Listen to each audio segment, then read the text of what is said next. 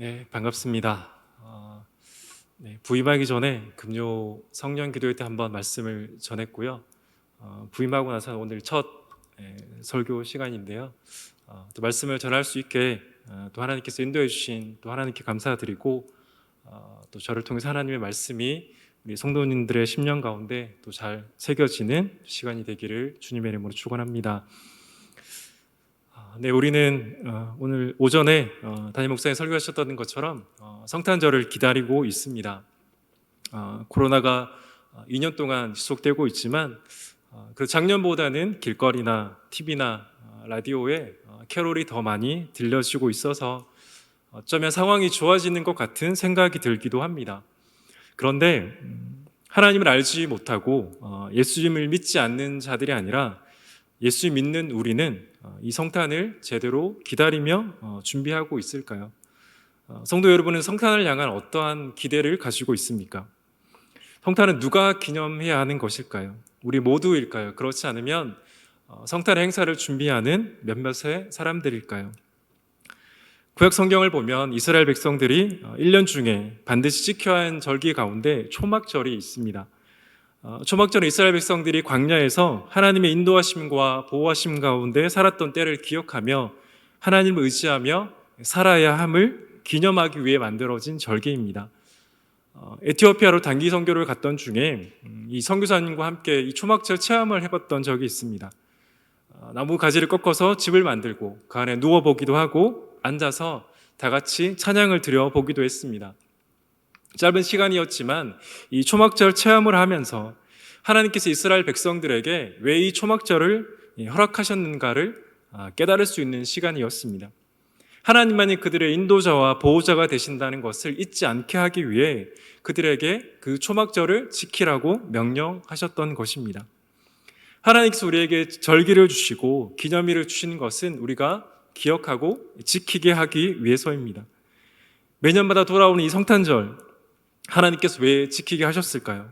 우리가 잊지 않고 기억하고 지키게 하기 위해서입니다. 이 매년마다 돌아오는 이 성탄절을 습관적으로 보내는 것이 아니라 마음을 다해 집중할 때 하나님께서 우리에게 주시는 분명한 은혜가 있을 줄 믿습니다. 오늘 말씀을 통해서 우리가 성탄을 어떻게 준비하고 있는지를 살펴봄을 통해 이번 성탄을 하나님이 기뻐하시는, 하나님이 원하시는 그 성탄의 시간으로 보내시기를 주님의 이름으로 축원합니다. 먼저 우리가 성탄을 잘 기념하기 위해서는 첫 번째는 잘 들어야 합니다. 제가 이렇게 말씀드리면 이렇게 말씀하시는 성도님들이 있을 줄 모르겠습니다. 목사님, 저는 예배에 잘 참석하고 설교 잘 듣고 있습니다. 그것으로 충분하지 않습니까? 그렇게 생각하시는 분들이 있을 줄 압니다.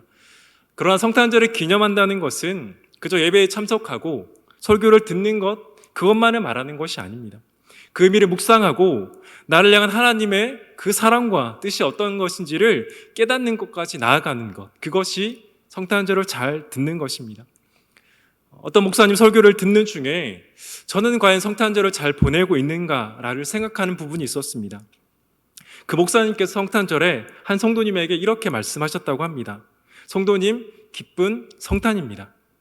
성도님들은 이 목사님께서 이렇게 말씀하시면 어떻게 대답하시겠습니까? 그런데 그 목사님의 말씀을 들은 그 성도님은 이렇게 대답하셨습니다. 목사님, 제가 아이인가요? 이게 무슨 말일까요? 그 성도님은 성탄절을 준비하고 성탄 선물을 받는 아이들에게나 기쁜 날이지 나에게는 더 이상 기쁜 날은 아니라는 것입니다. 그런데 사랑하는 성도 여러분, 이 성탄절이 정말 아이들에게만 기쁜 날일까요? 이 성탄의 소식이 아이들에게만 기쁜 소식이라는 것은 예수님이 이 땅 가운데 오신 이 성탄의 의미를 우리가 제대로 알지 못하는 것입니다. 성탄의 소식은 아이들뿐만 아니라 모든 이들에게 기쁜 소식입니다. 아이들이나 어른들이나 노년의 어르신들에게나 이 성탄의 소식 기쁜 이유는 우리 모든 세대에게 구원자는 오직 예수 그리스도 한 분뿐이시기 때문입니다. 우리가 알고 있는 것, 오늘 본문에 누가복음에서 천사들은 들에 있던 목자에게 갔습니다. 왕궁에 있는 왕과 귀족들이 아니었습니다. 성전에 있었던 대제사장이나 제사장들, 바리새인과 율법교사도 아니었습니다. 이 천사들은 목자에게로 갔습니다.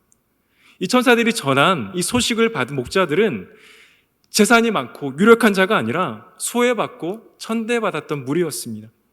천사들이 당시 유력한 자들이 아니라 천대받고 낮은 사회적 위치에 있던 목자들에게 간 이유를 안다면 어느 우리가 이 성탄절을 어떻게 기념해야 할지를 우리는 알 수 있습니다. 나의 끝 예수의 시작이라는 책이 있습니다. 이 책의 저자 카일 아일든만 목사님께서 서두에 내가 왜 이 책을 쓰게 되셨는지를 말씀하시는 부분이 있습니다. 제가 잠시 들려드리겠습니다. 어느 날 아일든만 목사님에게 쪽지 한 장이 전해졌습니다. 그 쪽지에는 18개월 된 아이를 잃은 남자 성도라는 메모와 연락처가 적혀 있었습니다. 이 18개월 된 이 아이를 잃은 아빠에게 목사님이 어떤 말로 위로를 해야 될지 고민하는 가운데 전화를 했습니다. 근데 전화를 받는 중에 이 목사님은 그 아이의 아빠에게 더 충격적인 말을 듣습니다. 그 18개월 된 아이를 죽게 만든 사람이 바로 그 아이의 아빠였던 것입니다. 아이의 아빠는 그 아이가 뒤에 있는 것을 모르고 후진을 했고 그 사고로 아이는 안타깝게 세상을 떠났습니다. 이 안타깝고도 충격적인 사실 앞에 목사님은 사실 어떻게 위로해 줘야 될지 고민이 되었습니다. 그때 그 아이의 아버지는 이렇게 말을 합니다. 모든 걸 잃은 그 순간 난생 처음으로 예수님의 실제를 만났습니다. 다시 한번 말씀드리겠습니다. 모든 걸 잃은 그 순간 난생 처음으로 예수님의 실제를 만났습니다. 무슨 말인지 아시겠어요? 이게 이상한 일인가요? 사랑하는 아이를 떠나보는 그 아버지에게 어떤 말이 위로가 되었겠습니까? 자신의 손으로 아이를 떠나보낸 자책감과 괴로움으로 견디지 못하는 것이 어쩌면 정상적입니다. 그런데 그 아버지는 그 순간 이렇게 고백했습니다. 난생 처음 예수님의 실제를 만났습니다. 사랑하는 여러분, 이 아이의 아버지가 사랑하는 아이를 떠나보내는 것 얼마나 힘들었을까요? 다른 사람이 아니라 자신의 실수로 그 사랑하는 아들을 떠나보낸 아버지의 마음은 완벽하게 무너졌을 것입니다.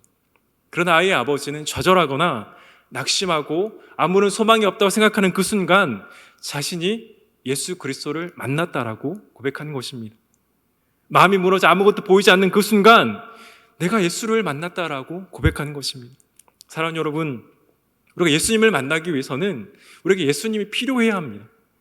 아이의 아버지에게는 아이를 떠나보낸 그 순간이 예수님이 절실하게 필요한 순간이었습니다. 물론 그렇다고 해서 우리가 스스로 모든 것을 잃어버리는 그 순간으로 가라는 것은 아닙니다. 제가 말씀드리고 싶은 건 우리가 그렇게까지 하지 않으면 우리의 마음이 높아져 예수 그리스도를 만나기가 너무나 어렵다는 사실입니다. 그 아이의 아버지는 사랑하는 아이를 떠나보냈지만 그 순간 살아계신 예수 그리스도를 실제를 영접하고 경험했다라고 고백하는 것입니다. 사랑하는 성도 여러분, 우리는 어떻습니까?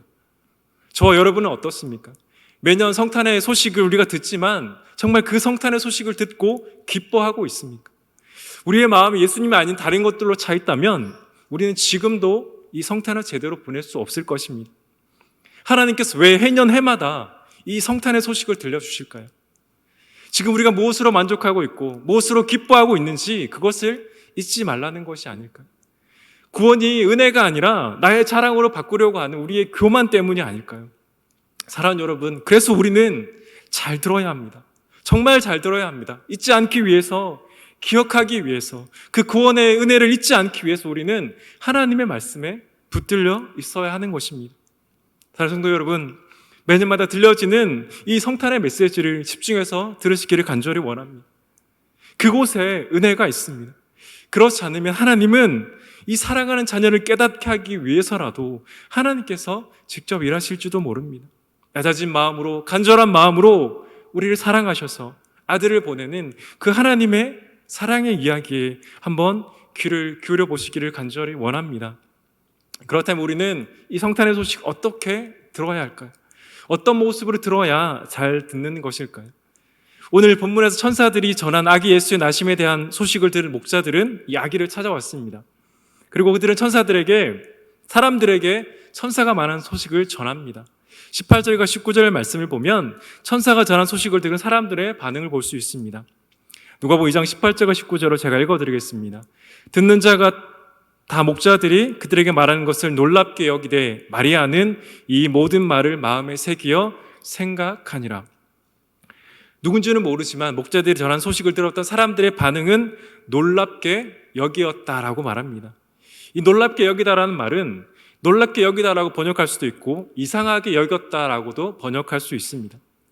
생각해보면 그들이 기대하지 않고 생각하지 않았던 일이 일어났기 때문에 이상하게 생각되기도 하고 놀랍게 생각되기도 했다라는 의미로 볼 수 있습니다.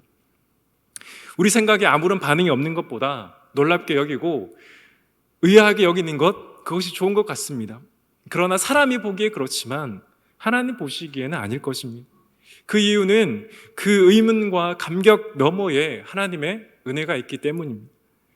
아기 예수가 구주로 이 세상에 오셨다는 건 당연히 이상한 일이고 이해할 수 없는 일입니다.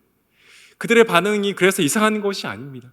이 시대에 아무런 반응이 없는 이들이 얼마나 많이 있습니까? 그러나 우리에게는 그것만으로 충분하지 않습니다. 그것만으로 우리에게 기쁜 소식이 될 수 없습니다. 우리는 그 너머의 것을 기대하고 간구해야 하는 것입니다. 인간적인 기대와 생각을 넘어서 그곳에 하나님이 주시는 참 기쁨이 있는 것입니다. 그래서 우리는 18절의 사람들의 반응이 아니라 19절의 마리아의 반응에 주목해야 합니다. 19절 말씀 제가 다시 한번 읽어드리겠습니다. 마리아는 이 모든 말을 마음에 새기어 생각하니라. 18절의 사람들의 반응과 달리 마리아는 이 모든 말을 마음에 새기어 생각했다라고 말합니다. 여기에서 새기어 생각했다라는 단어는 계속적으로 적극적으로 무언가를 생각하는 그 모습을 나타냅니다. 마리아는 놀랍게 여기고 의아하게 여기는 그 사람들의 반응을 넘어 그 일이 지금 나에게 어떤 의미인지를 생각한 겁니다. 한 번이 아니라 계속해서 생각한 것입니다. 복음서를 보면 마리아 이러한 모습을 계속해서 볼 수 있습니다. 물론 우리의 구원이 우리의 노력과 우리의 생각으로 얻을 수 있다고 말씀드리는 것이 아닙니다. 그러나 마리아는 자신이 할 수 있는 것을 했습니다. 목자들이 전한 말이 어떤 뜻인지를 깨닫기 위해 노력했습니다. 저는 그 마리아의 이름에 우리 각자의 이름이 들어갔으면 좋겠습니다. 마리아의 이름만이 아니라 우리 각자 이름을 넣어서 누구누구는 이 모든 말을 마음에 새기어 생각하니라. 그것이 이 성탄을 잘 보내는 방법이 아니겠습니까? 은혜는 하나님이 주십니다. 그러나 성경 곳곳은 우리에게 적극적으로 그 은혜를 구하라고 말합니다. 찾으라고 말씀하십니다. 가까이 하라고 말씀하십니다. 가글팜을 가지고 하나님께 나오라고 말씀하십니다. 부르짖으라고 하시고 눈을 들어 하나님을 바라보라고 말씀하십니다. 이 모든 말씀은 우리가 적극적으로 하나님을 찾아야 하고 자꾸 구하는 자에게 그 은혜를 주신다는 약속의 말씀입니다. 하나님께서 이 성탄의 시기에 여러분에게 말씀하시는 그 말씀을 마음에 새기시기를 간절히 원합니다. 간절히 생각하고 구해야 합니다. 하나님은 하나님의 은혜를 구하는 자에게 그 은혜를 주시고 지혜를 주시기 때문입니다. 간절한 기대와 소망을 가지고 성탄을 기다리는 자들에게 하나님은 반드시 만나 주실 것입니다. 은혜를 주시고 깨닫게 하실 것입니다. 예수님 알지 못하는 사람들이 이 성탄을 해피 홀리데이라고 부르고 있습니다. 그러나 우리는 그들과 달리 이 성탄을 제대로 보내야 하지 않겠습니까? 예수 믿지 않는 자들이 이 성탄을 그렇게 보낸 것까지 우리가 어떻게 할 수 있겠습니까? 그러나 예수 그리스도를 믿고 나의 구주로 고백하는 우리는 이 성탄을 제대로 보내야 하지 않겠습니까? 이 기쁜 성탄을 우리 모든 세대와 우리 교회가 풍성히 누려야 하지 않겠습니까? 저 여러분 모두가 마리아처럼 우리 마음에 그 예수가 오신 소식을 마음에 깊이 새겨서 이 성탄을 풍성하게 보낸 은혜가 있기를 주님의 이름으로 간절히 축원합니다. 하나님은 간절히 구하는 자에게, 그 은혜를 구하는 자에게 하나님의 놀라운 소식으로 반드시 부어주실 줄 믿습니다. 그 은혜가 있기를 간절히 축원합니다. 성탄을 제대로 기념하기 위해 우리가 해야 할 두 번째는 감사와 찬양으로 하나님께 합당한 반응을 보내는 것입니다. 누가복음 2장 20절을 보면 목자들이 아기 예수를 보고 마리아와 요셉을 보고 다시 돌아가면서 그들이 어떤 것을 했는지를 보여줍니다. 제가 누가복음 2장 20절을 읽겠습니다. 목자들은 자기들에게 이르던 바와 같이 듣고 본 그 모든 것으로 인하여 하나님께 영광을 돌리며 찬송하며 돌아가니라. 목자들은 자신들의 귀로 듣고 눈으로 본 그것으로 하나님께 감사와 찬양을 올려드렸습니다. 그들이 어떻게 감사와 찬양을 드릴 수 있었을까요? 그것은 그들이 받을 자격이 없지만 하나님의 은혜로 그 모든 것을 보고 들었다는 것을 깨달았기 때문입니다. 당시 기준으로 이 소식을 들은 많은 사람들은 많아 보였습니다. 그러나 하나님은 그들이 아니라 낮고 선한 목자들, 그들에게 천사를 통해 이 아기 예수의 소식을 전해주셨기에 그들은 하나님께 감사와 찬양을 올려드린 것입니다. 이 자신들과 같이 비천한 자에게 전해준 그 소식에 감사한 목자들의 모습을 보면 다윗의 모습이 생각이 납니다. 사무엘하 6장에서 다윗은 하나님의 언약궤를 다윗성으로 가져옵니다. 그리고 그 은혜에 감격하여 백성들 앞에서 춤을 추며 예배합니다. 그때 다윗이 춤을 추며 들어오는 모습을 보고 다윗의 아내이자 사울의 딸이었던 미갈이 다윗을 조롱합니다. 그때 미갈의 말에 다윗은 이렇게 말합니다. 사무엘하 6장 21절 말씀을 제가 세번역 성경으로 읽어드리겠습니다. 다윗이 미갈에게 대답하였다. 그로써 내가 주님 앞에서 그렇게 춤을 추었소. 주님께서는 그대의 아버지와 그의 온 집안이 있는데도 그들을 마다하시고 나를 뽑으셔서 주님의 백성 이스라엘을 다스리도록 통치자로 세워주셨소. 그러니 나는 주님을 찬양할 수밖에 없소. 나는 언제나 주님 앞에서 기뻐하며 뛸 것이요. 다윗은 미갈 앞에서 이렇게 말하는 것입니다. 내가 춤을 추며 예배하는 것은 사람들 앞이 아니라 하나님 앞이다. 나 같은 자를 구원해 주신 그 하나님의 은혜에 감격할 때 나는 찬양할 수밖에 없다는 것입니다. 이어진 22절에서도 다윗은 이렇게 고백합니다. 내가 스스로를 보아도 천한 사람처럼 보이지만 주님을 찬양하는 일 때문이라면 이보다 더 낮아지고 싶소. 그래도 그대가 말한 그 여자들은 나를 더욱더 존경할 것이요. 자신이 보기에도 그 모습이 천한 사람처럼 보이지만 나는 하나님 때문이라면 더 낮은 자리까지 낮아질 수 있다는 것이 다윗의 고백입니다. 하나님 앞에 내가 받은 은혜에 감격해서 하나님 앞에 춤춤을 고백하는 다윗을 어떻게 하나님께서 기뻐하지 않을 수 있겠습니까? 사랑하는 여러분, 우리가 하나님 은혜를 경험하지 못하면서 춤추고 찬양하라는 것이 아닙니다. 사람들의 시선을 의식해서 그렇게 하라는 것도 아닙니다. 그러나 우리가 하나님의 은혜를 경험했다면, 은혜를 받았다라면 다윗처럼 하나님 앞에 합당한 찬양과 경배를 올려드리라는 것입니다.